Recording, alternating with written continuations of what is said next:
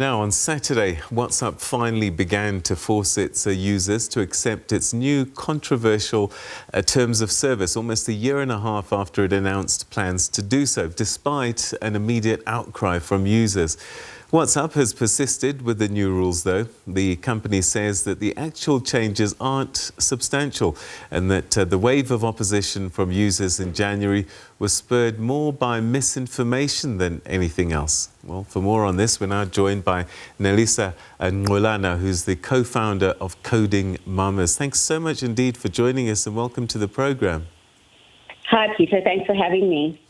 All right, so is WhatsApp correct when they say that the furore was not justified and that users didn't need to be so upset the first time they announced these new terms?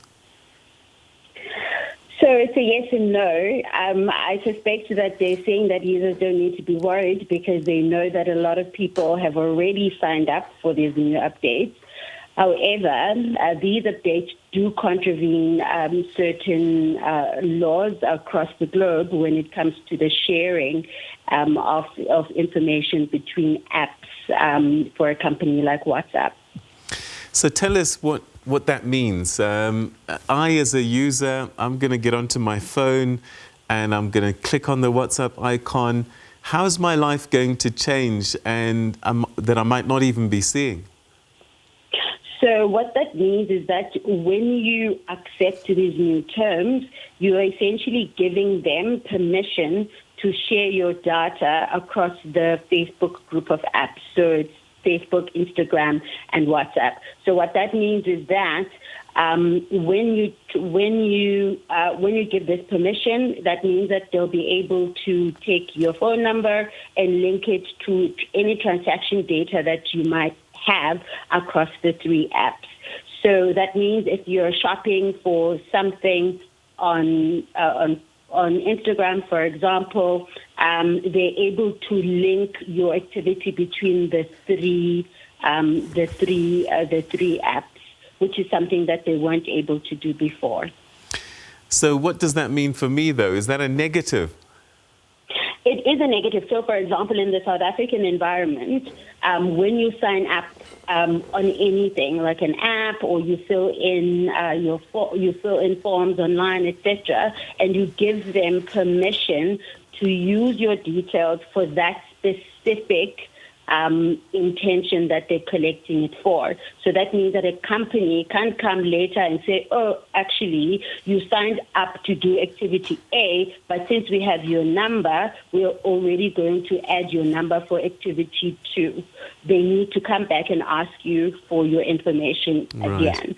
So it just means that they are literally, they're going against their own rules, so to speak. It sounds as if businesses might be the big winners there.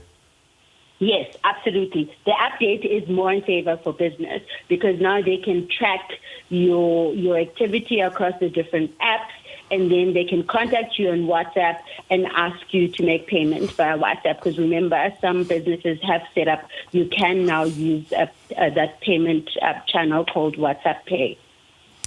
I must admit that only locally, my car, the people that service my car, they've started using WhatsApp to update me, and I didn't realize that this is all part of the story. I mean, it can be good and bad if it makes life easier for the consumer, but I guess the sharing of information, you don't know how far it will go, that information. Absolutely, that's exactly what the challenge is.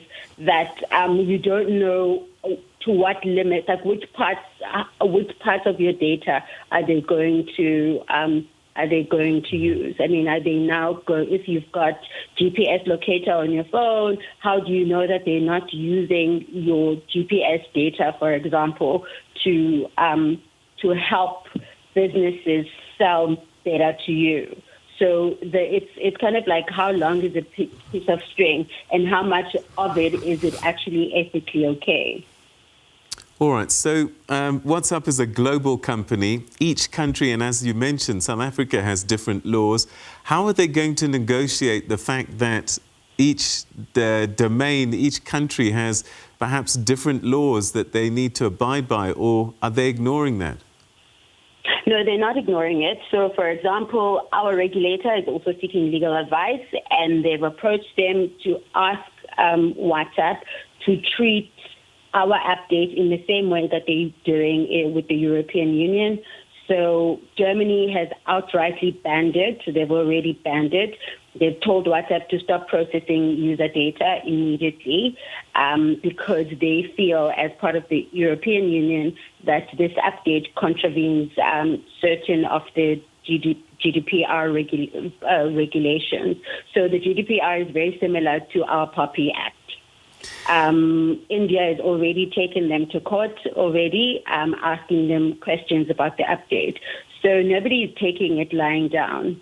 I mean, these are pretty big markets that you're talking about, but I suspect there are some countries where WhatsApp and businesses has taken off quite a bit already. Absolutely. I mean, the only scary thing now is the fact that a lot of users have already accepted these terms of service. Right. So Facebook has confirmed that a majority of users have accepted them.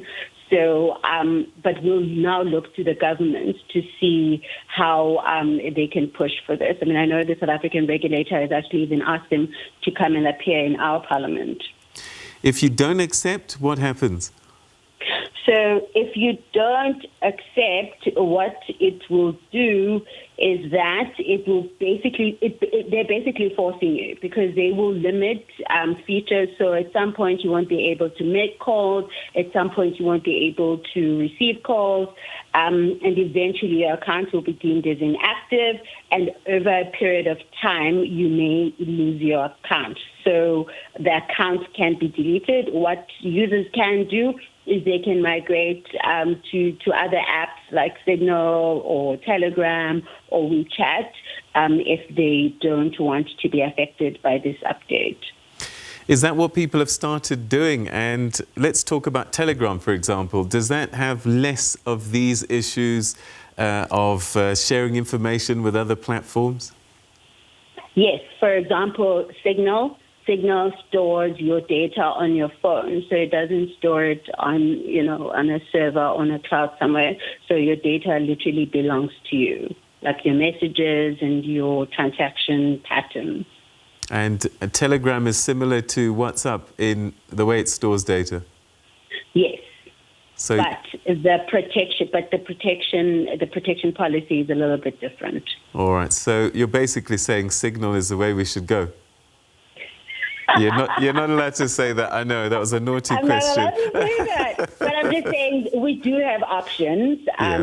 We do have options, but chances are a lot of users have already accepted this update anyway. So all we can do is to look to our regulator to see how much she will fight for us.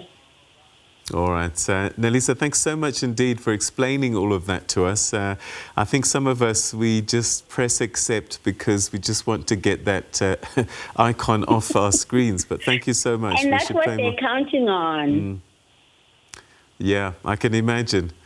Nelisa, thanks very much indeed. Thanks, Peter.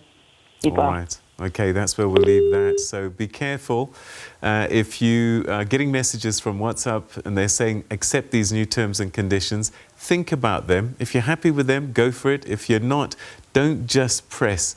There are other alternatives that she's mentioned there, Telegram, Signal, lots of other messaging options if you're not happy with the new ecosystem that WhatsApp is pulling you into.